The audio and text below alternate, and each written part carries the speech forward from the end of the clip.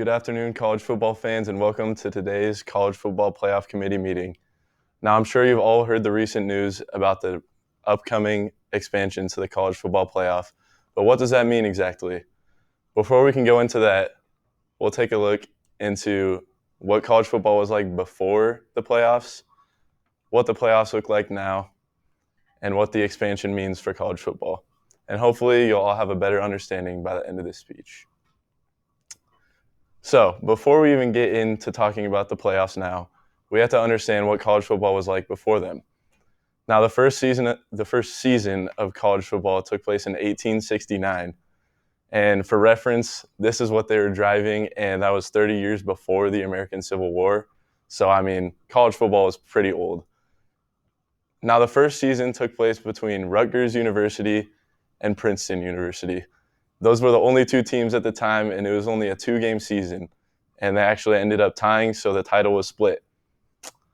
Now, as college football became more popular, more and more teams started to join.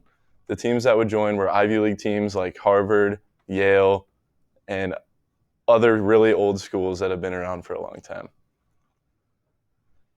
Now, as more and more teams started to join the league, it got harder for people to pick who the number one team was at the end of the season, because around then it was basically just a general consensus about who was the best team. So this is when the Associated Press poll was introduced, or the AP poll. And the Associated Press was made up of sports analysts and broadcasters who pretty much just knew a lot about football and would analyze the team's records, their stats, and everything about the teams to make their decision about who was the best. Now, the AP poll couldn't always be right, and obviously some teams wouldn't be happy about their decisions. So eventually, this system came to an end.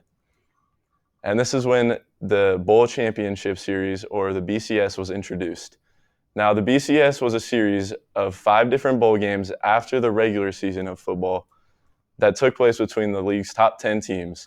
Now, these are some bowls that you may be familiar with, like the Rose Bowl, the Cotton Bowl, and the Fiesta Bowl.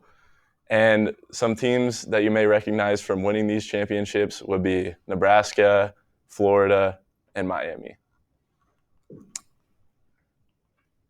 Now,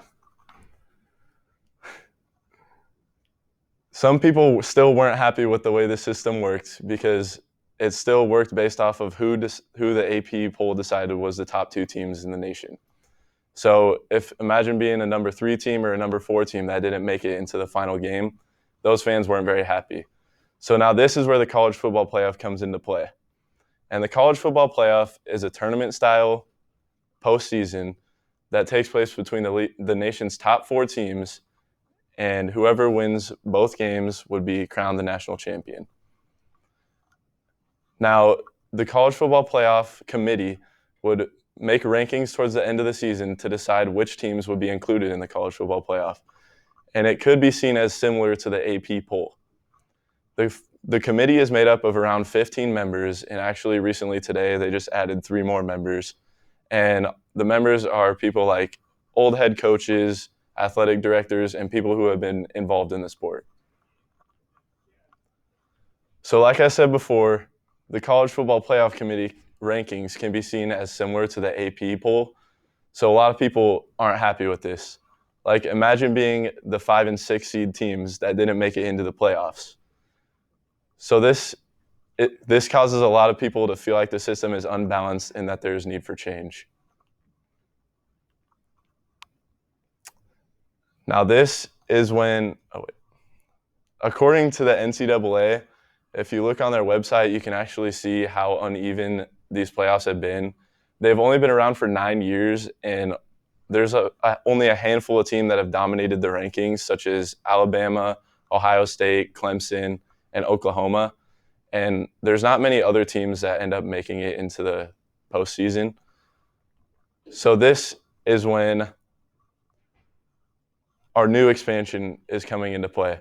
So in the 2026 season, a 12-team bracket will be introduced instead of a 4-team bracket to give more teams an opportunity to make it to the championship game. Now, one reason that a lot of people might think this this will be coming into play is for money, because according to Sports Illustrated, the NCAA will make an estimated $450 million more just off of these 5 more games that they'll play. And a lot of fans are unhappy with this decision and feel like it's made for money decisions and not just for the game. Another issue that could come with this decision is how many games the teams will have to play.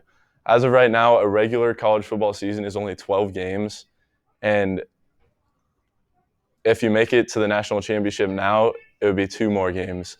But making it to the national championship with a 12-team bracket would mean 3 more games that a team might have to play. Now, we have seen this happen before in the NFL. Their regular season is 17 games, but we don't know how this will work yet with college football and how the athletes are still growing into their bodies and adapting to theirs. And they still might get injured. Another issue that could come with this system is the lower seeds might get blown out a lot because they are far apart in skill. A recent circumstance with this was the national title game this year, actually, between TCU and Georgia. TCU was just a 4 seed, and Georgia was the 1 seed, and they lost 65-7. So imagine that, but with a 12 seed versus a 1 seed, it might get ugly. But we've seen things with other NCAA sports like the March Madness tournament where we have Cinderella games and teams can have upsets.